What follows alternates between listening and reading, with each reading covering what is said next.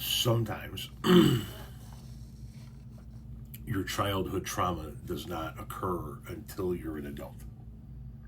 Sometimes your childhood trauma happens to you when you're a child, and then you carry that with you forever. And then sometimes you're discussing something as an adult and your childhood trauma slaps you right in the face for the first time. My mom and dad got divorced a few years ago, which I know a little late to the game. It's like you had to find another person to go play bingo with you. But my dad moved on pretty fast, and his new girlfriend's fine. She's just a little hard to hug because she has second wife tits. But my mom was feeling pretty down about herself, so I was like, let me hype her up. And I was like, Mom, I just always thought you were so beautiful. I thought you were so beautiful. I used to go into the bathroom under the sink. I would put this powder that you had on my face so I could look like you. And she just looked at me and she was like, oh no. And I was like, was it cocaine? Was I putting cocaine on my face? And she's like, no, it's worse. That powder is what your dad used to powder his balls with. And that's pretty much been my excuse for everything here lately. It's like, oh, I'm sorry I was mean to you. I just recently discovered that I used to put my dad's ball powder on my... That could be rough to hear as an adult. I understand that. I truly do. I will say this, I doubt your dad was teabagging the powder, if you know what I mean. So I doubt that his sack ever came in contact with the powder. I think it was powder that he took and, kind of gave himself the old "how's your father?"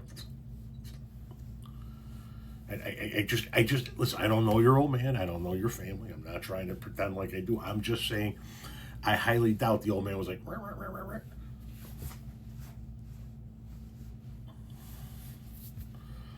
So right off the bat, I highly doubt that you had any actual testicular goo to worry about. Secondly, good on you for helping hype up your mom when she wasn't feeling too hip about the current situation. It was a good daughter. Oddly enough, second wife tits just so happened to be the name of my Bananarama cover band in '89. So, there's that. And I never understood the guys that powdered up their sack. Maybe it's just me.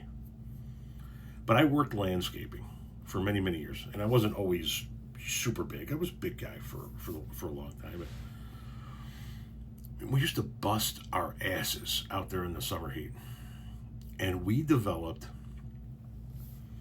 a pretty gnarly sense of swamp ass over the course of a workday.